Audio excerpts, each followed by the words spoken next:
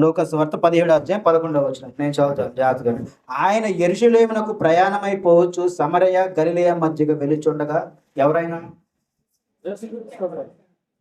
యేసుక్రీస్తు ప్రభువారు ఆయన యెరూషలేమునకు ప్రయాణమైపోవచ్చు సమరయ గలిలయ మధ్యగా వెళ్తున్నాడంట.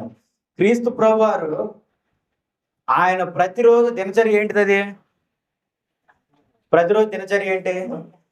పొద్దున్నే టిఫిన్ చేసి పరిచర్య, సువార్త పరిచర్య.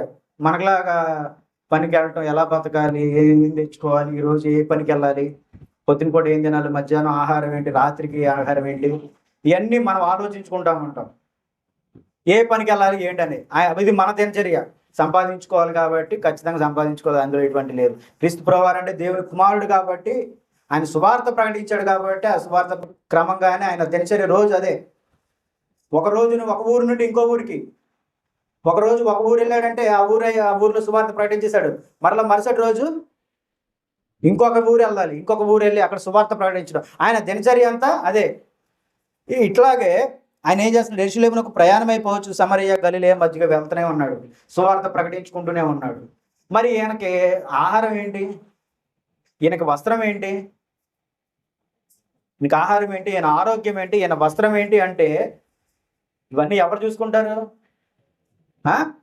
గట్టి చెప్పాలా? దేవుడు, యెహోవా దేవుడు చూసుకుంటాడు.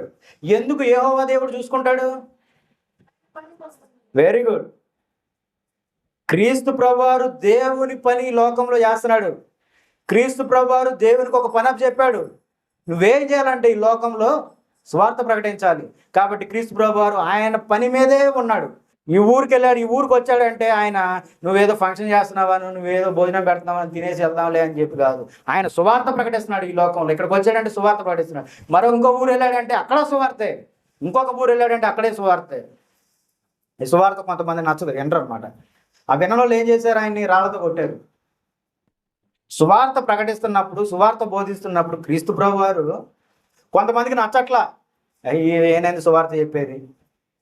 ఈయన దేవుని కుమారుడు అని ఆయనంతటా ఆయనే, ఈయన రాజులకు రాజు అని ప్రభువులకు ప్రభు అని ఆయనే చెప్పుకుంటున్నాడు. కాబట్టి ఇటువంటి ఆయనకి మనం లొంగకూడదు, ఇటువంటి ఆయన్ని మనం నమ్మకూడదు, ఇటువంటి వ్యక్తిని మన ప్రభు అని స్వీకరించకూడదు. ఎందుకంటే అప్పటికి శాస్త్రులు, పరిసయ్యులు, సద్దూకయ్యులు పదవులు అనుభవిస్తూ బ్రతుకుతున్నారు. ఆల్రెడీ సద్దూకయ్యులు, పరిసయ్యుల గురించి మనం నేర్చుకున్నాం వాక్యం. వాళ్ళు ఎటువంటి వారు? కాబట్టి వాళ్ళ స్వబుద్ధిని ఆధారం చేసుకొని బ్రతుకుతున్నారు. వాళ్ళు దేవుని జ్ఞానాన్ని, దేవుని పిలుపును, దేవుని రాకడను, పరలోక రాజ్యమును వారు గుర్తెరగకుండా వారిని స్వబుద్ధిని వాళ్ళు ఆధారం చేసుకొని బతుకుతున్నారు. కాబట్టి వాళ్ళకి అటువంటి ఆలోచనలు వస్తాయి.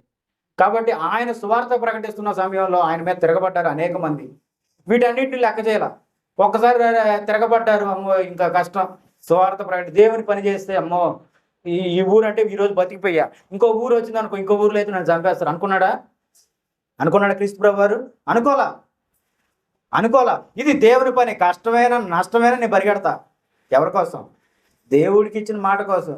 మరి నా ఆరోగ్యం ఏంటి? మరి నా తిండి ఏంటి? నా చెప్పులు ఏంటి? మరి నా బట్టలు ఏంటి? మరి నేను ఎక్కడ ఉండాలి, ఎట్టు వెళ్ళాలి అంటే అది దేవుడు చూసుకుంటున్నాడు. అంతేనా? ఎందుకంటే క్రీస్తు ప్రభువారు దేవుని పనిలో ఉన్నారు కాబట్టి మిగతా విషయాలు ఏం చేస్తున్నాడు? దేవుడు చూసుకుంటున్నాడు. మనం కూడా అంతే. అందుకే కీర్తనలో నీ స్వబుద్ధిని ఆధారం చేసుకున్న దేవుని జ్ఞానం అందు దృష్టి ఉంచు. ప్రతి విషయం నందు దేవునికి లోబడు. ప్రతి విషయం దేవుడి చేతిలో పెట్టు, ఆయన చూసుకుంటాడు. నువ్వు చేయవలసినటువంటి ప్రార్థన, నువ్వు చేయాల్సినటువంటి కార్యక్రమం, నీవు చేయాలి. క్రైస్తవునిగా నువ్వు ఏది చేయాలో వాక్యానుసారంగా ఏది నీ కొరకు రాయబడి ఉందో ప్రతిదీ నువ్వు చేసుకుంటూ వెళ్ళి మిగతా విషయాలన్నీ దేవుడు చూసుకుంటాడు. కార్యములన్నీ దేవుడు చూసుకుంటాడు. లేదు నేనే చూసుకుంటాను, నా స్వబుద్ధి చాలా స్వబుద్ధి ఉంది, నా తెలివి జ్ఞానం నాకు చాలా ఉంది, నేను చూసుకుంటానంటే చూసుకోవచ్చు. నేను సమయాన్ని ఇవ్వను అయినా నాకు జ్ఞానం ఉంది, నేను పాటలు పాడను అయినా నాకు జ్ఞానం ఉంది అంటే చేసుకోవచ్చు. దానికి బాధ్యుడు నీవే.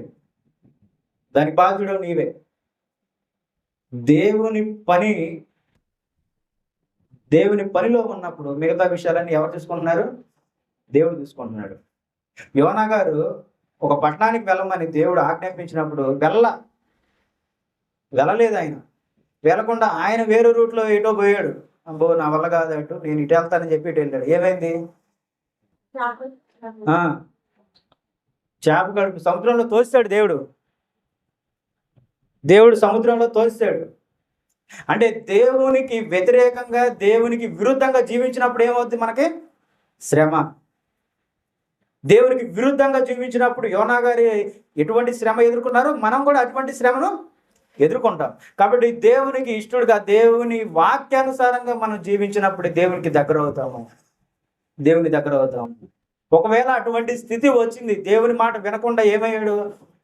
వేరే ప్రయాణం అయిపోయినప్పుడు దేవుడు అతను సముద్రంలో వేసినప్పుడు అంటిపెట్టాడు. దేవుడు సముద్రంలో అట్లాగే ఉంటూ ఊపిరాడక ఏమయ్యాడు? చచ్చిపోయాడు. కానీ ఒక చేప దాంట్లో, పెద్ద తిమింగలం దాంట్లో తన పొట్టలో అట్లా ఉంచాడు, హోల్డ్ చేశాడు దేవుడు. ఇట్లా పట్టుకున్నాడు. చేప మింగితే అయిపోద్ది. కానీ అట్లా హోల్డ్ చేశాడు.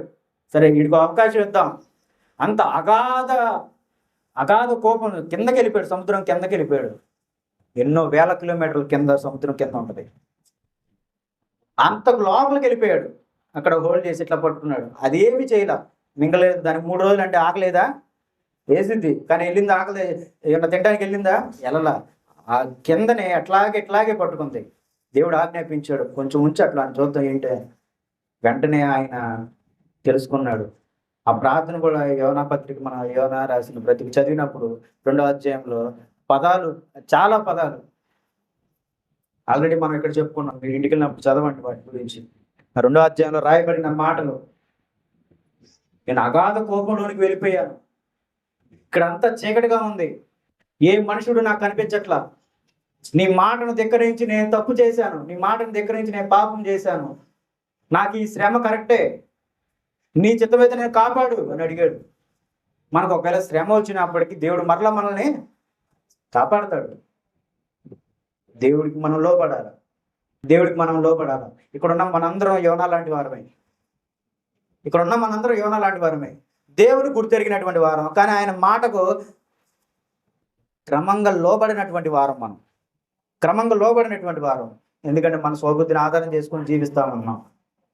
ఆయన మాటకు లోబడినటువంటి వారము. ఈరోజు మరలా దేవుడిని చూస్తున్నాడు. ఆ చేప కడుపులో యోనాని ఎట్లా పెట్టి ఇలా పట్టుకున్నాడు, మారతాడా లేదా, బయటికి తీద్దామని ఎట్లా పట్టుకున్నాడు, నిన్ను కూడా అట్లాగే చూస్తున్నాడు దేవుడు. నువ్వు అగాధ కోపంలో నుంచి, ఆ పాపం అనే జీవితంలో నుంచి, దేవుని వ్యతిరేకంగా జీవించే అనే జీవితంలో నుంచి నువ్వు బయటకు రావాలని దేవుడు కోరుకుంటున్నాడు. కాబట్టి దేవుని పని చేసేటప్పుడు మన అవసరతలన్నీ ఎవరు చూస్తున్నారు? దేవుడు చూస్తున్నాడు. శ్రమ వచ్చింది కదా అని చెప్పి నువ్వు ఇంట్లో కుంగిపోతున్నాం మనం. వద్దు, ముందు దేవుడి పనికి రా. ముందు ఆయన రాజ్యాన్ని, ఆయన నీతిని వెతుకు. కొన్ని వారం చదువుకున్న వాక్యం, ముందు ఆయన రాజ్యాన్ని, ఆయన నీతిని వెతుకు. ముందు నా మందిరానికి రా, పాటలు పాడు, ప్రార్థన చేయి, ప్రతిరోజు ప్రార్థన చేయి. అప్పుడు నీ అవసరతలు ఏంటో నేను చూస్తా. దేవుడు మనతో మాట్లాడుతున్నాడు. ఇప్పుడు క్రీస్తు ప్రభువారిని కూడా ఆయనకు కావాల్సిన ప్రతిదీ ఎవరు చూసుకున్నారు? తండ్రి అయిన దేవుడు, యెహోవా దేవుడు. చూడండి, ఆయన యొక్క గ్రామంలోనికి వెళ్ళుచుండగా 10 మంది కుష్ఠరోగులు ఆయనకు ఎదురుగా వచ్చి దూరమున నిలిచి, యేసు ప్రభువా మమ్మను కరుణించుమని కేకలు వేసిరి. ఆ వాక్యం మొత్తం చదువుతాను చూడండి. ఆయన వారిని చూచి, మీరు వెళ్ళి మిమ్మును యాజకులకు కనుపరుచుకొనుడని వారితో చెప్పిన. వారు వెళ్ళుచుండగా శుద్ధులైరి. వారిలో ఒకడు తనకు స్వస్థత కలుగుట చూచి గొప్ప శబ్దంతో దేవుని మహిమపరచుచు తిరిగి వచ్చి ఆయనకు కృతజ్ఞతాస్తుతులు చెల్లించుచు ఆయన పాదముల యొద్ద సాగిలపడెను. వాడు సమరయుడు. అందుకు యేసు, 10 మంది శుద్ధులైరి కారా? ఆ 9 ఎక్కడా? ఆ 90 ఎక్కడా? ఈ అన్యుడు తప్ప దేవుని మహింపరచుటకు తిరిగి వచ్చిన వాడెవడును అగపడలేదా అని చెప్పి, నీవు లేచిపోమ్ము, నీ విశ్వాసము నిన్ను స్వస్థపరచనని వానితో చెప్పాడు. చాలా జాగ్రత్తగా. ఇప్పుడు ఒక పెద్ద సమస్య వచ్చింది. ఏంటో సమస్య అంటే, క్రీస్తు ప్రభువారు ఒక ఊర్లోకి వెళ్ళినప్పుడు అక్కడ ఒక 10 మంది కనపడ్డారంట. ఎవరు 10 మంది? కుష్ఠరోగులు ఎట్లా ఉంటారు? అందంగా ఉంటారా? వాళ్ళంతా దద్దురులాగా, వాళ్ళని అంటుకోవడానికి కూడా అసహ్యం. ఆ కాలంలో కుష్టు రోగం అనేది పెద్ద జబ్బు, వైద్యం లేదు కదా, వైద్యం ఇంజక్షన్లు టాబ్లెట్లు ఏమి లేవు వాళ్ళకి. ఒకవేళ ఆ ఆయుర్వేద వైద్యం చేయడానికి కూడా అంత జ్ఞానం లేదు ఆ సమయంలో. ఈ 10 మంది కుష్ఠరోగులు మరి వీళ్ళు ఎక్కడ ఉంటున్నారంటే ఊరికి అవతల, ఊర్లో కాదు వీళ్ళు ఉండేది. 10 మంది కుష్ఠరోగులు, ఈ 10 మంది కుష్ఠరోగులు ఎక్కడ ఉంటున్నారు? ఊరి బయట. ఊర్లో ఎవరు ఉంచుకోరు, కుష్ఠరోగుల్ని ఎవరు ఉంచుకోరు. కాబట్టి ఊరి బయట ఈ 10 మందిని ఉంచారు. ఈ క్రీస్తు ప్రభువారు వస్తుండగా వాళ్ళు దూరంగా ఆయనకు కనపడే విధంగా దూరంగా ఉండి కేకలు వేస్తున్నారు. ఏమని కేకలు వేస్తున్నారు? మమ్మల్ని కరుణించమని, మమ్మల్ని స్వస్థత పరచమని అక్కడి నుంచి కేకలు వేస్తున్నారు. 10 మంది అనుకున్నారు. 10 మంది అనుకొని దేవా మమ్మల్ని రక్షించు అని, కాపాడు అని, స్వస్థపరచు అని వారు కేకలు వేశారు. ఆయన యొక్క గ్రామంలోనికి వెలుచుండగా 10 మంది కుష్ఠరోగులు ఆయనకి ఎదురుగా వచ్చి దూరంగా నిలిచి యేసు ప్రభువా మమ్మల్ని కరుణించుమని కేకలు వేస్తున్నారు. దేవ మమ్మల్ని కాపాడు అని చెప్పి కేకలు వేస్తున్నారు. ఎంతమంది ఉన్నారు? మొత్తం 10 మంది కుష్ఠరోగులు ఉన్నారు. 10 మంది కుష్ఠరోగులు అందరూ కలిసి అరిశారంట. అందరూ కలిసి కేకలు వేశారు, కరుణించాయి. అందరూ కలిసి కేకలు వేశారు. ఇప్పుడు ఆ 10 మందిలో మనలా కొంతమంది బద్దకస్తులు ఉన్నారు అనుకోండి. ఏం కుష్ఠరోగం, 10 సంవత్సరాల నుంచి ఉంది కుష్ఠరోగం, ఇప్పుడు ఏం చెప్తే పోతా, సరే నువ్వు పో ముందు, సరే నువ్వు పో ఫస్ట్, నువ్వు పో, లేదా మీ 5 పోండి, ఫస్ట్ ఒక 5 పోండి, మీరు బాగుపడ్డారనుకో తర్వాత వచ్చి నాకు చెప్పండి, మేము కూడా వెళ్ళి ఆయన దగ్గరికి వెళ్ళి. అనుకున్నారు అట్లాగా? అనుకోలేదు. దేవుడిని నమ్మారు, వాళ్ళు స్వస్థత పొందుతామని నమ్మారు. 10 మంది ఒకే మాట మీద ఉన్నారు. 10 మంది ఒకే మాట మీద ఉన్నారు. 10 మంది ఆలోచన కూడా ఒకటే, 10 మంది ప్రార్థన కూడా ఒకటే. కలిసి ప్రార్థన చేసినప్పుడు ఏమవుతుంది? దేవుడు వింటాడు. సంఘం ప్రార్థించినప్పుడు ఏమవుతుందంటే దేవుడు వింటాడు. సంఘం ప్రార్థనకి దేవుడు ఖచ్చితంగా వింటాడు. మన సంఘంలో చాలా విషయాలు జరిగినాయి. మొన్న ఈ మధ్య మనం ప్రార్థిస్తున్నప్పుడు, కుటుంబాలు ప్రార్థిస్తున్నప్పుడు అసలు చిన్నపిల్ల సౌమ్య అనే పిల్ల బతుకుతుందో లేదో అనుకున్నాం. కానీ ఈరోజు దేవుడు ఆయుష్ ఆరోగ్యంతో మంచిగా నిలబెట్టాడు. నిజంగా ఆశ్చర్యకరమైనది. ఆయుష్తో దేవుడు నిలబెట్టాడు. సంఘం ప్రార్థన చాలా చాలా గొప్ప విషయం. దేవుడు మనకు చెప్తున్నాడు.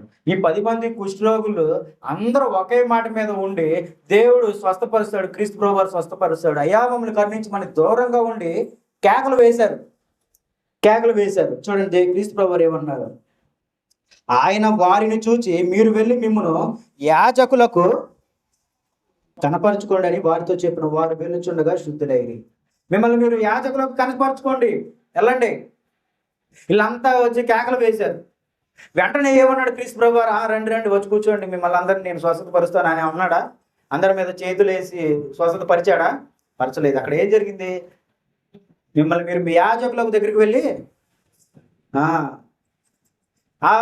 మేమేమి నీ కోసం, నువ్వేమో మేము కుష్ఠరోగులం, నువ్వు స్వస్థత పరుస్తావని బాగు చేస్తావని మేము మిమ్మల్ని అంటే మీరేంటి ఏం చేయకుండా యాజకులను కనపరుచుకోమన్నారు అని అడిగారా? నువ్వు ముందు మార్చు మమ్మల్ని, నువ్వు ముందు మారుస్తే మేము వెళ్తాం, యాజకుల దగ్గరికి వెళ్తాం, ఊళ్ళోకి వెళ్తాం, మా కుటుంబాల దగ్గరికి వెళ్తాం, నువ్వు ముందైతే మార్చు అని అనలా. క్రీస్తు ప్రభువారు చెప్పిన మాటని వెంటనే విన్నారు వాళ్ళు. ఈ 10 మంది కుష్ఠరోగులు ఆయన ఏదైతే చెప్పాడో ఆయన మాట వెంటనే విన్నారు. నువ్వు ముందు మార్చు, నువ్వు ముందు మారిస్తే మేము వెనక అప్పుడు కనబరుచుకుంటాం అని ఎవరు ఆయన మాటకు లోబడ్డారు వాళ్ళు. మనం కూడా దేవుని మాటకు లోబడిన వారమై ఉండాలా. దేవుని మాట ధిక్కరించేవారుగా కాదు, దేవుని మాటకు లోబడే వారిగా ఉండాలి. ఇప్పుడు ఎవరితో గొడవలు ఆడుతున్నాం మనం? మన బంధువులతో గొడవలు ఉంటాయి, ఖచ్చితంగా ఉంటాయి. మన ఇరుగు పొరుగు వాళ్ళతో గొడవలు ఉంటాయి ఖచ్చితంగా. అయితే నువ్వు గొడవ ఆడేసావు, ఇంకా నువ్వు వాళ్ళకితో నీతో సంబంధం లేదు, మాట్లాడుకోవట్లా. అయితే దేవుడి వాక్యం నీకోటి చెప్తుంది, నువ్వు సమాధాన పడమని చెప్పింది, క్షమించకుండా నీలో ఉండాలని చెప్పింది. నువ్వు వారితో సమాధానంగా ఉండాలి, వారిని కలుపుకోవాలి, వారితో కూడా నువ్వు మాట్లాడాలి. ఈ క్రైస్తవుడిగా నీకు ఉన్నటువంటి ఆజ్ఞ ఇది అని దేవుడు నీతో హెచ్చరించాడు, నీకు ఆజ్ఞాపించాడు. నువ్వు ఆయన మాటకు లోబడాలి. దేవుడు నన్ను సమాధాన పడమంటున్నాడు. నన్ను తిట్టిన వాడితో, నన్ను ధిక్కరించిన వాడితో, నన్ను అవమానించిన వాడితో దేవుడు సమాధాన పడమంటున్నాడు. ఇప్పుడు నువ్వేం చేయాలంటే లోబడాలి ఆ సమయాన దేవుడికి. దేవుని మాటకు లోబడాలా. ఈ 10 మంది కుష్ఠరోగులు వెళ్ళండి అనంలోనే వాళ్ళు లోబడ్డారు. దేవుడు చెప్పాడు కదా, వెళ్ళిపోయారు వాళ్ళు. మనం కూడా అంతే, లోబడాలి. లోబడి ఏం చేయాలంటే సమాధాన పడాలి.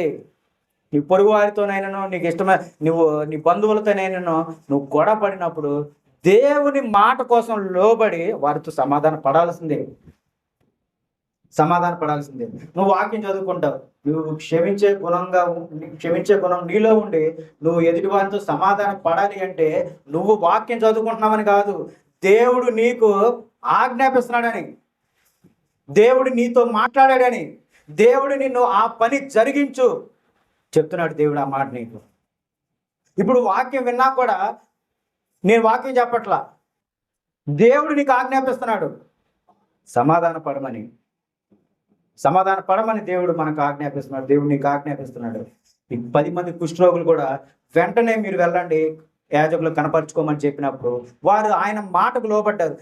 క్రీస్తు ప్రభు వారు చెప్పారు వెంటనే మనం ఆ పని చేద్దాం అని. వాళ్ళు వెళ్తుండగా ఏమయ్యారు? స్వస్థపరచబడ్డారు, శుద్ధులయ్యారు. ఇప్పుడు వాళ్ళకి కుష్ఠరోగం ఉందా? లేదు, హ్యాపీగా ఇంట్లోకి వెళ్ళిపోవచ్చు. ఇప్పుడు దాకా ఎక్కడ ఉన్నారు అందరూ? ఊరు బయట ఉన్నారు. ఊరిలోనికి రాలని కుష్ఠరోగుల్ని ఊరు బయటే ఉన్నారు, ఏ పని చేసుకునేది లేదు. క్రీస్తు ప్రభు వారు చెప్పింది చెయ్యాలి, ఆయన మాటకు లోబడి వెళ్తున్నారు. ఏమైంది? స్వస్థత పడ్డారు, శుద్ధులయ్యారు. వాళ్ళు ఆ కుష్ఠరోగం వారి జీవితంలో నుంచి వెళ్ళిపోయింది, వారి శరీరం నుంచి కుష్ఠరోగం వెళ్ళిపోయింది. మామూలు మనుషులుగా ఉన్నారు. చూడండి, శుద్ధులయ్యారు.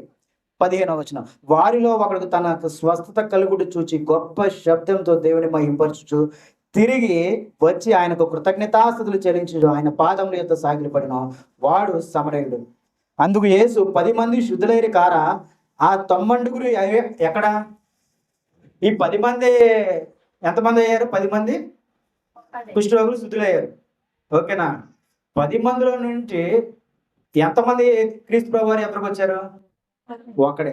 మరి 9 మంది ఎక్కడ వెళ్ళిపోయారు? మనలాంటి వీళ్ళు కష్టం వచ్చినంతకాలం గుండ్లు బాదుకుంటాం, నెత్తులు బాదుకుంటాం, గోడకేసి గుద్దుకుంటాం, కాపాడు అని అంటాం. అయ్యగారికి ఫోన్ చేస్తాం, అమ్మగారికి ఫోన్ చేస్తాం, ఇంకెవరెవరికో చేయాల్సిన ప్రయత్నాలన్నీ చేసేస్తూ ఉంటాం. బాగుంది, దేవుడు నీకు కూడా స్వస్థత ఇచ్చాడు. ఈ స్వస్థత పొందిన తర్వాత నువ్వు ఎంత భయంకరమైనటువంటి ప్రార్థన చేశావు, ఎంత విశ్వాసంతో ఎంత నమ్మకంతో ప్రార్థన చేశావు. నువ్వు స్వస్థత పడిన తర్వాత ఆ ప్రార్థన మరలా నీలో లేదు, ఆ భారం మరలా నీలో కనపట్ల, ఆ సంతోషం నీలో కనపట్ల. మళ్ళా ఆ కష్టం వచ్చినప్పుడు 6 రోజులు ప్రార్థన పెడితే ఏమవుతుంది? 6 రోజులు పరిగెడతాడు, 6 రోజులు పరిగెడతాం, అయ్యా కాపాడు అని 6 రోజులు పరిగెడుతూనే ఉంటాం. కానీ స్వస్థత వచ్చిన తర్వాత దేవుని విడిచిపెట్టేస్తున్నాం. ఆ ప్రార్థన ఉండట్లా, ఆ విశ్వాస జీవితం ఉండట్లా, నమ్మకమైన జీవితం ఉండట్లా. ఈ 9 మంది కుష్ఠరోగుల్లాగా మనం కూడా ఉన్నాం. అయితే వాళ్ళు కుష్ఠరోగులు స్వస్థత పొంది వెళ్ళారు, మనం అయితే స్వస్థత పొందుకొని తర్వాత దేవుని దూరంగా ఉండి నిజమైనటువంటి కుష్ఠరోగుల పరిస్థితిలో ఉంటాం మనం. ఆ కుష్ఠరోగుల పరిస్థితి మనకు వచ్చింది. 9 మంది ఎట్లా ఉన్నారో ఆ 9 మంది మనం. ఎవరైతే దేవుని కృతజ్ఞత తెలియజేయకుండా ఇష్టంగా జీవించారు, ఇష్టానుసారంగా జీవిస్తున్నారు. కష్టం వచ్చినప్పుడు, శ్రమ వచ్చినప్పుడు, మన అవసరం వచ్చినప్పుడు మనం చేసే ప్రార్థన, అది అవసరత తీరిపోయినాక ఆ ప్రార్థన జీవితం కనపడట్లేదంట మనుషుల్లో. ఆ జీవితం కనపడట్లేదంట మనుషుల్లో. ఈ 9 లాగే 9 మంది ఏం చేశారు? ఇప్పుడు దాకా కుష్ఠరోగులు ఉన్నారు, కుటుంబానికి భార్య బిడ్డలకు దూరంగా ఊరి చివర ఎక్కడో ఉన్నాం. ఇప్పుడు ఊరిలోకి వెళ్ళాలి, నాకు ఆరోగ్యం వచ్చేసింది, ఇప్పుడు నేను ఊరిలోకి వెళ్ళిపోతా, నా స్నేహితులు ఉంటారు వాళ్ళతో కలిసి మందు తాగుతా, నా స్నేహితులు ఉంటారు వాళ్ళతో కలిసి తిరుగుతా, నా భార్య బిడ్డలు ఉంటారు వాళ్ళతో కలిసి హాయిగా బతికేస్తా. ఇచ్చేసాడు, స్వస్థత ఇచ్చాడు, దేవుడు ఇచ్చాడు, థ్యాంక్ యూ అని చెప్పేసి వెళ్ళిపోతాం మనం. వెనకూడ తిరగకుండా 9 మంది ఇంట్లో పరిగెత్తేశారు. మొత్తం ఇంట్లో హాయిగా ఊర్లోకి పరిగెత్తేసి ఇష్టానుసారంగా వాళ్ళు జీవించడానికి రెడీ అయిపోయారు. క్రీస్తు ప్రభు వారు అడిగారు, నీతో పాటు ఇదిగో దూరంగా ఉండి కుష్ఠరోగంతో బాధపడుచు కేకలు వేశారు కదా, ఏ రాళ్ళు 9 మంది? నువ్వు ఒక్కడివే వచ్చావేంటి? నువ్వు ఒక్కడివే కృతజ్ఞత తెలియజేస్తున్నావేంటి? మిగతా 9 మంది ఏరి నా కృతజ్ఞత తెలియజేయరా? కృతజ్ఞత తెలియజేయరా? పేరా 9 వాళ్ళు వెళ్ళిపోయారయ్యా, వాళ్ళు వెళ్ళిపోయారు. ఇప్పుడు ఈ 10 మంది యాజకులను దేవుడు మీరు వెళ్ళి మీ యాజకులకు కనపరుచుకోమని అన్నప్పుడు ఎంతమంది చెప్పాడు? 10 మందికి చెప్పారు. ఇప్పుడు 10 మంది వెళ్తా ఉండగా ఏమయ్యారు? శుద్ధులయ్యారు, స్వస్థతపరచబడ్డారు. ఈ 10 మంది స్వస్థతపరచబడ్డారు. ఇప్పుడు అందులో ఎంతమంది క్రీస్తు ప్రభువారి వద్దకు వచ్చారు? ఒక్కడే. ఈ ఒక్కడే తిరిగి వెళ్తున్నప్పుడు మిగతా 9 మంది అరే నువ్వు ఏడకి వెళ్తున్నావు అని అడుగుంటారు, అడిగి ఉండొచ్చు. ఇదిగో మనకి స్వస్థ వచ్చిందిగా, ఆయన కృతజ్ఞత తెలియజేయడానికి నేను వెళ్తున్నాను. ఇప్పుడు మనమే ఉన్నాం, 10 మంది వెళ్తాం, మనం కుష్ఠరోగులు బాగుపడ్డాం మనందరం 10 మంది. ఇదిగో ఈయనొకడు, ఆయన మేమంతా రవి గారు, నేను, మేమంతా కుష్ఠరోగులం, స్వస్థత పడ్డాం. మేమంతా వెళ్తున్నాం. రాంబాబు గారు తిరిగి వెళ్తున్నారు అనుకోండి, రాంబాబు ఏడికి వెళ్తున్నామో నేను అడుగుతా. మా క్రీస్తు ప్రభు వారు మనల్ని స్వస్థతపరిచాడు కదా, ఆయనకి వెళ్ళి కృతజ్ఞత తెలియజేద్దామని చెప్పేసి అంటాడు ఆయన. నేనేమంటాను, సర్లే నువ్వు వెళ్ళు. ఇప్పుడు అసలైతే ఏం చేయాలి? ఆ బుద్ధి నాకు ఉండాలా? ఆయనతో పాటు వెళ్ళి దేవుడికి కృతజ్ఞత తెలియజేయాలని నాకు ఉండాలా ఆ బుద్ధి? లేదు నాకు. ఇప్పుడు ఏమిటి, హాయిగా ఆరోగ్యం వచ్చేసింది, ఇంట్లోకి వెళ్ళిపోదాం, మావిడ చూస్తుంది, నా పిల్ల ఉంది, నేను వెళ్ళిపోదాం, చక్కగా గడిపేద్దాం, సంతోషంగా జీవించేద్దాం, కారు ఉంది, అటు ఇటు దిగుదామని చెప్పి నా బుద్ధి అంతా అడ్డుపోయింది. దేవునికి కృతజ్ఞత తెలియజేసే ఆలోచన లేదు. ఒక వెళ్తున్నప్పుడు మిగతా వాళ్ళు కూడా రావాలి. సర్లే నువ్వు వెళ్ళలే, నువ్వు కృతజ్ఞతాస్తుతులు దేవుని చెల్లించు అని వదిలిపెట్టేశాం. ఇప్పుడు ఆ వ్యక్తి దేవునికి క్రీస్తు ప్రభు వారికి కృతజ్ఞత తెలియజేస్తున్నప్పుడు మనం కూడా మనకు దేవుడు చేసినటువంటి కార్యముల గురించి మనం కూడా కృతజ్ఞత తెలియజేయాలి. సరే నేనేమంటాను, రా ఇంట్లోకి వెళ్దాం రా, అందరూ ఇళ్ళ కోసం ఎదురు చూస్తావు, 10 సంవత్సరాలు అయింది నువ్వు ఇంట్లోకి వెళ్ళి, సంవత్సరం అయిపోయింది, 2 సంవత్సరాలు అయిపోయింది, నీ భార్య బిడ్డను చూసి ఇన్ని సంవత్సరాలు అయిపోయింది, ఎక్కడో నువ్వు దూరంగా కొండల మధ్య కుష్ఠరోగంతో చచ్చిపోయావు, పద ఇల్లు త్వరగా చూద్దాం అని నేను అన్నాను అనుకో, నా మాట విని ఆయన కూడా మారాడు అనుకో, నా మాట విని ఆయన కూడా వచ్చాడు అనుకో, కృతజ్ఞత ఎక్కడ ఉంటుంది? అంటే నేను చెడేదే కాకుండా ఇంకోటి ఏం చేస్తున్నాను? చెడగొడుతున్నాను. నేను చెడేదే కాకుండా ఇంకొకరిని చెడగొడుతున్నాను. అట్లాగే బతికిచ్చే వాళ్ళు మనలో కూడా ఉంటారు. ప్రార్థనకి వెళ్దాం రా అన్నప్పుడు ప్రార్థన వెళ్దాంలే, సమయానికి వెళ్దాం రా అన్నప్పుడు ఎందుకు సమయానికి, పాటలు పాడదాం రా అంటే వాకింగ్ అయిపోయి టైంకి వెళ్దాంలే, పాటలు ఏముంది, పాటలు లేదు, ఏం లేదు, వాకింగ్ చెప్పే టైంకి వెళ్దాం. లేదా ఏదైనా పలానా ఊరు ప్రార్థనకి వెళ్దాం రా అంటే ఒళ్ళు సహకరించట్లా, ఆరోగ్యం సహకరించట్లా, నేను రాలేను, ఇంట్లోనే బాగుందని ఇంట్లోనే కూర్చుంటాం. మనం కూర్చోతాం, ఇంట్లోనే కూర్చుండి పోతాం మనం. అంటే నువ్వు చెడిపోయింది కాకుండా ఎదుటోని కూడా మనం ఏం చేస్తున్నాం? పోనీ నువ్వు ఆ వ్యక్తిని చూసన్నా బుద్ధి తెచ్చుకున్నావంటే అది లేదు, ఆ వ్యక్తిని చూసన్నా బుద్ధి తెచ్చుకున్నావంటే అది లేదు. సరే ఈ 9 మంది ఏమయ్యారంటే వెళ్ళిపోయారు. 9 మంది వెళ్ళిపోయారు. దేవుని దయ వల్ల వారికి ఆరోగ్యం వచ్చింది, స్వస్థత వచ్చింది, వెళ్ళిపోయారు. ముందైతే ప్రార్థన చేశారు, అయ్యా మమ్మల్ని రక్షించి కాపాడు అని దేవుని కోరారు. దేవుడు వారి కోరిన ప్రకారమే వారిని శుద్ధులు చేశారు. మిగతా 9 మంది వెళ్ళిపోయారు, కృతజ్ఞత లేకుండా వెళ్ళిపోయారు. ముందు చేసిన ప్రార్థన మరలా అటువంటి ప్రార్థన లేకుండా జీవించారు. దేవుడు వారికి ఆయుష్ ఇచ్చాడు. కుష్ఠరోగులు చనిపోయే స్థితి వాళ్ళది, ఇంకా రేపో మాపో మహా అయితే సంవత్సరమో 2 సంవత్సరాలు ఇంక చనిపోయే స్థితి కుష్ఠరోగులది.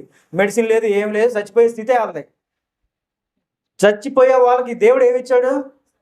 ఆయుష్ ఇచ్చాడు, స్వస్థత ఇచ్చాడు. ఆయుష్ పెరిగింది వాళ్ళకి. ఇప్పుడు ఇంకో 30 సంవత్సరాలు ఆయుష్ పెరిగింది. ఈసారి జిమ్కి వెళ్తా అంటాడు, ఈసారి నేను వాకింగ్ చేస్తాను అంటాడు, వాకింగ్ చేసి ఇంకొంత 10 సంవత్సరాలు పెంచుకుంటా అంటాడు. ఏ చేయాల్సిన కార్యక్రమాలను చేసుకొని ఆయుష్ పెంచుకుంటాడు. ఇదివరకు కుష్ఠరోగులు పని చేసుకోవాలి, అడుగు తిన్నారు. ఇప్పుడు పని చేసుకుంటారు, కష్టపడతారు, సంపాదించుకుంటారు, వాళ్ళ కష్టం మీద వాళ్ళు బతుకుతారు. దేవుడు ఎంత ఇచ్చాడు వాళ్ళకి, కానీ వాళ్ళు కృతజ్ఞత భావం లేకుండా వాళ్ళు 9 వెళ్ళిపోయారు. మనల్ని మనం పరిచయం చేసుకోమన్నాడు. ఆ 9 చూపిస్తూ దేవుడు ఏం చేస్తున్నాడు? మనల్ని మనం పరిచయం చేసుకోండి. ఈ 9 మీరున్నారా, ఈ 9 మీరున్నారా అని చెప్పి దేవుడు తెలుసు. ఆ ఒకడెవరో, ఆ 9 మంది ఎవరో దేవుడు తెలుసు. మన సంఘంలో చూస్తాడు, ఆ ఒకడెవరో, ఆ 9 ఎవరో అనేది దేవుడు చూస్తాడు. సరే ఆ 9 మంది అయితే వెళ్ళిపోయారు, కృతజ్ఞత లేకుండా వెళ్ళిపోయారు. ఈ ఒక్కడు వెనక్కి వచ్చారు. ఎవరి దగ్గరికి? క్రీస్తు ప్రభు వారి దగ్గరికి వచ్చి ఏం చేశాడు? ఆ? కృతజ్ఞతాస్తుతులు చెల్లించాడు. కృతజ్ఞతాస్తుతులు చెల్లించారు. మనమైతే కృతజ్ఞతాస్తుతులు ఎలా చెల్లిస్తాం? ఆ, కృతజ్ఞతాస్తుతులు. మన ఎవరు లడ్డూలు పంచింది? ఎవరు లడ్డూలు పంచారు పోయి వారం? కాంతారావు గారు. రైట్. లడ్డూలు పంచారు, పులిహార పెట్టారు. కొంతమంది కృతజ్ఞత చెల్లిస్తా ఉంటారు. మంచిదే, దాని గురించి అస్సలు కాదంట్లా. మీరు తేండి, లడ్డూలు తేండి, పులిహారలు తేండి, ఇంకా ఇంకా తేండి, మంచి మంచిది తేండి, భోజనాలు పెట్టండి. మిమ్మల్ని ఆపట్ల నేను. దేవుడు అది అడగట్లేదు, హృదయం అడుగుతున్నాడు అని చెప్పి మళ్ళీ మానేశారు. తీసుకురండి, అన్ని తీసుకురండి. ఇప్పుడు ఈ వ్యక్తి స్వస్థత పడ్డాడు కాబట్టి ఆయన ఏం నిర్ణయించుకున్నాడు? దేవునికి కృతజ్ఞత తెలియజేయాలని తిరిగి ఆయన యొద్దకు వెళ్ళి సాగిలపడ్డాడు. దేవుని ఎదుట సాగిలపడ్డాడు. అక్కడ అంతమంది జనం ఉంటారు, ఎంతో వేల మంది జనం ఉంటారు. సద్దూకాయలు ఉంటారు, పరిసయ్యులు ఉంటారు. ఆ ఊర్లోకి వెళ్ళినప్పుడు అందరి ఎదుట దేవుణ్ణి సాగిలపడ్డాడు. నామోషిగా ఫీల్ అవ్వాల, తనకు తాను తగ్గించుకున్నాడు. దేవుని యొద్ద తనకు తాను తగ్గించుకొని సాగిలపడ్డాడు. చూడండి, చదువుతాను. వారిలో ఒకడు తన స్వస్థత కలుగుట చూచి గొప్ప శబ్దంతో దేవుని మహింపరిచాడు. నీరసంగా అయ్యా థ్యాంక్ యూ అయ్యా, నోటికి వచ్చిన పాటలు నీరసంగా పాడుకుంటూ వెళ్ళాడా? గొప్ప శబ్దం అని కూడా రాయలా, గొప్ప శబ్దంతో, మైక్ కూడా అవసరం లేనంత ఇదిగా దేవుని కనపరిచాడు. ఈ గొప్ప శబ్దం ఎప్పుడు వస్తుందంటే సంతోషం ఉన్నప్పుడు, లోపల దేవుని పట్ల సంతోషం ఉన్నప్పుడు, దేవుడు చేసిన కార్యమును బట్టి సంతోషం కలిగినప్పుడు గొప్ప శబ్దంతో మనం దేవుణ్ణి కనపరుస్తాం. ఇక్కడ ఆయన కూడా అదే మహింపరిచాడు, దేవుని మహింపరిచాడు. మనలో ఎంతమంది మరి అట్లా మహింపరుస్తున్నారు? ప్రతి ఆదివారం నాకు ఏం చేశాడని మహింపరచాలంటే నువ్వు బతుకుండటమే నీకు అదృష్టం. నువ్వు బతుకున్న దాన్ని బట్టి నువ్వు దేవుని మహింపరచాలి. నేనైనా అంతే, మనందరం అంతే. బతుకున్న విషయం బట్టే దేవుని మనం మహింపరచాలి. సాష్టాంగపడి దేవుణ్ణి మహింపరిచాడు. తిరిగి వచ్చి ఆయనకు కృతజ్ఞతాస్తుతులు చెల్లించు ఆయన పాదం యొద్ద సాగిలపడ్డాడు. తిరిగి వచ్చి ఆయన యొద్దకు వచ్చి ఆయన కృతజ్ఞతాస్తుతులు చెల్లించుచు ఏమయ్యాడు? సాగిలపడ్డాడు. దేవుడు అంటున్నాడు ఇతను ఏం చేశాడు? ఇప్పుడు ఆయన క్రీస్తు ప్రభువారి యొద్దకు వచ్చి కృతజ్ఞతాస్తుతులతో సాగిలపడ్డాడు.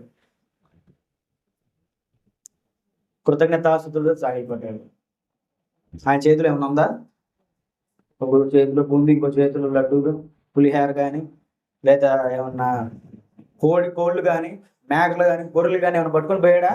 దేవుడికి ఎంతో ఇష్టము, ఆయనకి ఎట్లాగే కృతజ్ఞతాస్తుతులు చెల్లించాలి అని చెప్పేసి అవన్నీ తీసుకొని వెళ్ళాడా? ఊరందరికి భోజనాలు పెట్టాడా? దేవుడికి ఏ ఇష్టం అని వేమి ఆలోచించరాదు, ఉట్టి ఖాళీ చేతులు. కానీ వీటన్నిటికంటే ఎంతో గొప్పమైనటువంటి హృదయంతో వెళ్ళాడు. దేవునికి ఇష్టమైనటువంటి హృదయంతో ఆయనకి ఏం చేశాడు? సాగిలపడ్డాడు. కీర్తనలో రాయబడిన మాట, ఇవేమి దేవునికి ఇష్టం లేనివి అయా, నీకు కోడి మాంసము బలులు అర్పించడాలు అవి నీకు ఇష్టం లేనివి. నలిగిన హృదయంతో నిన్ను ప్రార్థించడం నీకు ఎంతో సంతోషం. దేవునికి ఎంతో సంతోషం. నలిగిన హృదయంతో ప్రార్థిస్తే దేవునికి ఎంతో సంతోషం. నీకు ఆ విషయం తెలియట్లా. నలిగిన హృదయం అని చెప్పి చతికిలు పడతావు, ఇంట్లో మంచం మీద పడుకుంటావు, దీర్ఘాలోచనలు చేస్తావు. కానీ నలిగిన హృదయంతో దేవుని ప్రార్థించడానికి ఎంతో సంతోషము. అటువంటి ప్రార్థన చేసినప్పుడు దేవుడు మాట ఆలకిస్తాడు. దేవుని మాట ఆలకిస్తున్నాడు. సంతోషంతో మరలా క్రీస్తు ప్రభు వారి యొద్దకు వచ్చి సాగిలపడి ఆయనకు కృతజ్ఞతాస్తుతులు చెల్లించాడు. కృతజ్ఞతాస్తుతులు చెల్లించాలి అంటే నీ హృదయాన్ని మార్చుకొని దేవుని కృతజ్ఞత తెలియజేయటమే.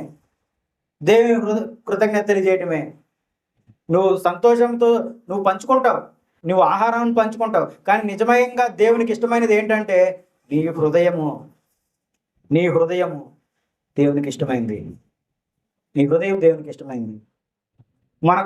మనం వాక్యం నేర్చుకున్నాం. ఒక ముసలావిడ, ఆమె చేతిలో 2 రూపాయలు ఉంది. ఏం చేసిందా? 2 రూపాయలు పావలాలు ఏరుకొని పావలా తీసేసిందా? ఏం చేసింది? మొత్తం వేసేసింది 2 రూపాయలు. ముసలావిడ, ఆవిడ దగ్గర డబ్బులు ఉంటే ఆవిడ పని చేసుకుంటుందా? చేసుకోలేదు. ఆవిడకు ఉన్న దాంట్లోనే ఉన్న 2 రూపాయలు తీసుకొచ్చి వేసేసింది. ఎంత విశ్వాసం. మనం అనుకో చిల్లర లెక్కేస్తా ఉంటాం, ఎంత వేద్దాం ఎంత వేద్దాం, అయ్యగారు గుర్తొస్తాడు, మళ్ళీ దేవుడు గుర్తురాడు. అయ్యగారికే కదా ఏముందిలే 10 రూపాయలు వేద్దామని వేస్తున్నాను. మీరు వేసే దేవుడికి నాకా వేసేది? చెప్పండి, చెప్పాలి, అందరూ చెప్పాలి మరి. దేవుడికి నాకేయట్లేదు, మీరు వేసే దేవునికి అలాంటప్పుడు ఆలోచన చేయకూడదు మనం. ఒకవేళ నేను తీసుకున్నానన్న మీ ఉద్దేశంలో మీరు ఎవరికి వేస్తున్నారు? దేవునికి వేస్తున్నారు. కాబట్టి మీరు ఎంత వేసారన్న లెక్క ఎవరి దగ్గర ఉంటుంది అంటే దేవుడి దగ్గర ఉంటుంది.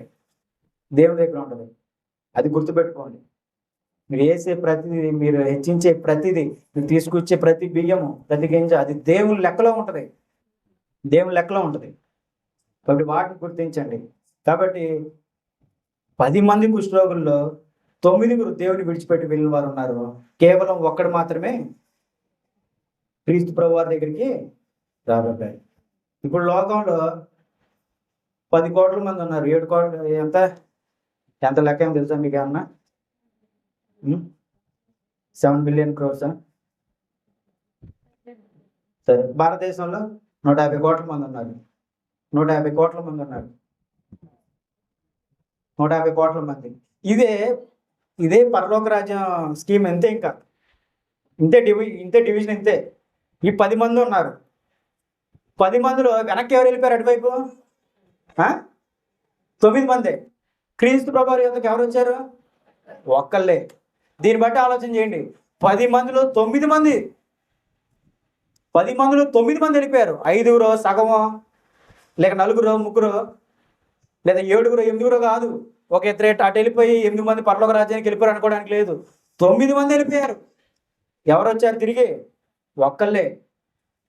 దీన్ని బట్టి ఆలోచన చేయండి. పరలోక రాజ్యంలో చేరే విధానం కూడా ఎట్లాగే ఉంటే ఈ 9 మందిలో ఉన్నానా, ఈ ఒక్కడిగా ఉన్నానా ఆలోచించుకోండి. మీరంతా ఈ 9 మందిలో ఉన్నామా, ఈ ఒక్కడిగా ఉన్నామా అని ఆలోచన చేసుకోండి. ఇప్పుడు ఇక్కడే డివిజన్ చేసేస్తున్నాడు దేవుడు అనుకోండి. ఇక్కడే కొంతమందిని పరలోక రాజ్యానికి పెడుతున్నాను, ఇంకొంతమందిని వేరు చేసేస్తున్నాను అనుకోండి. మీ హృదయాలను అడగండి, నేను ఎటు వెళ్తాను? మీ హృదయాల్లో ప్రశ్నించుకోండి, నేను ఎటు వెళ్తున్నానని. ఈ 9 మంది ఎవరంటే లోకానుసారంగా జీవించేటటువంటి వాళ్ళు. వెంటనే స్వస్థత వచ్చిందా మళ్ళీ పరిగెత్తారు లోకంలోకి. అందులో ఎంతమంది మరలా నిలకడగా ఉంటారో తెలీదు. ఎంతమంది మరలా అదే కుష్ఠరోగం తెచ్చుకొని మరలా ఊరు బయట కొండల్లో గుహల్లో అడుగు తినే బతికే అవకాశం మళ్ళీ వాళ్ళు తెచ్చుకుంటారో లేదు, ఎంతమందికి వస్తుందో తెలీదు. అయితే ఖచ్చితంగా చెప్తాను, ఈ ఒక్కడు ఎవరైతే క్రీస్తు ప్రభు వారి యొద్దకు వచ్చాడో నిలబడతాడు. దేవుని రాజ్యం వరకు నిలబడతాడు. ఈ 9 ఎవరు నిలబడతారో ఎవరు పోతారో తెలీదు. అందుకే అంటున్నాడు, ఆ ఒక్కడిగా నువ్వు ఉండు. దేవుని యొద్దకు తిరిగి వచ్చేవాడిగా నీవుండు. అందుకు యేసు 10 మంది శుద్ధులైన కారా 90 ఎక్కడ? ఈ అన్యుడు తప్ప దేవుని మహింపరచుటకు తిరిగి వచ్చిన వాడు ఎవడనో అగపడలేదా అని చెప్పి, నీవు లేచిపోము, నీ విశ్వాసం నిన్ను స్వస్థపరిచినని వానితో చెప్పాను. నీవు లేచి వెళ్ళిపో, నీ విశ్వాసమే నిన్ను స్వస్థపరిచింది. నీ విశ్వాసమే నిన్ను స్వస్థపరుస్తుంది. నువ్వు ఎంత విశ్వాసంతో ఆ దూరంగా ఉండి కేకలు వేసావు, నువ్వు ఎంత ఇదిగా కేకలు వేసావు, నీవు ఎంత అవసరత కలిగి కేకలు వేసావు, ఎంత నమ్మకంతో నువ్వు కేకలు వేసావు. కేకలంటే ఇప్పుడు ప్రార్థన అనుకోండి. ఎంత నమ్మకం, ఎంత విశ్వాసంతో ప్రార్థన చేసావు, ఆ ప్రార్థన నాకు చేరింది. నువ్వు చేసినటువంటి ప్రార్థన నాకు చేరింది. నీ ప్రార్థన నేను విన్నాను. నీ విశ్వాసమే నిన్ను స్వస్థపరుస్తుంది. నీ విశ్వాసమే స్వస్థపరుస్తుంది. ఇప్పుడు చెప్పండి, స్వస్థత అనేది ఎవరి చేతిలో ఉంది? ఎవరి చేతిలో ఉంది? మన చేతుల్లోనే ఉంది. విశ్వాసాన్ని పట్టుకుంటే స్వస్థత నీకే వస్తుంది. విశ్వాసాన్ని పట్టుకుంటే ఏమొస్తుంది? స్వస్థత మన చేతుల్లోనే ఉంది. ఇప్పుడు ఆ వ్యక్తి శుద్ధి అయ్యాడంటే ఎవరి వల్ల? ఆయన విశ్వాసం వల్ల, ఆ నమ్మకం వల్ల. 10 మంది కలిసి దేవుని ప్రార్థించారు. ఆ 10 మంది కలిసి దేవుని అడిగారు, అయ్యా మమ్మల్ని పరిశుద్ధులుగా చేయన్నప్పుడు దేవుడు వారిని శుద్ధులుగా చేశాడు. ఇప్పుడు 10 మంది కాదు, ఇప్పుడు ఇక్కడ 30 మంది 40 మంది ఉన్నాం, మనందరం ఒకటే మాటను దేవుడు అడిగినప్పుడు దేవుడు మన మాట నెరవేరుస్తాడు. కాబట్టి ఆలోచించండి. 10 మంది కుష్ఠరోగులు ఉన్నప్పుడు 9 బయటికి వెళ్ళిపోయారు, కేవలం ఒక్కడు మాత్రమే మిగిలాడు. విశ్వాసంతో ప్రార్థించండి, విశ్వాసంతో దేవుని అడగండి. దేవుని క్రియలు, దేవుని పని చేస్తున్నప్పుడు మన అవసరతలన్నీ వెనకాల ఎవరు చూస్తున్నారు? దేవుడు చూస్తున్నాడు. మన అవసరతలన్నీ ఎవరు నెరవేరుస్తున్నారంటే దేవుడు చూస్తున్నాడు. మీరు మీ యందు నా మాటలు ఉండిన మీరు ఏం అడిగినానో నేను ఇస్తాను. అడుగుడి మీకు బియ్యబడును, వెతకుడి మీకు దొరుకును, తట్టుడి తీయబడును. అడిగిన ప్రతిభానికి ఇవ్వబడును.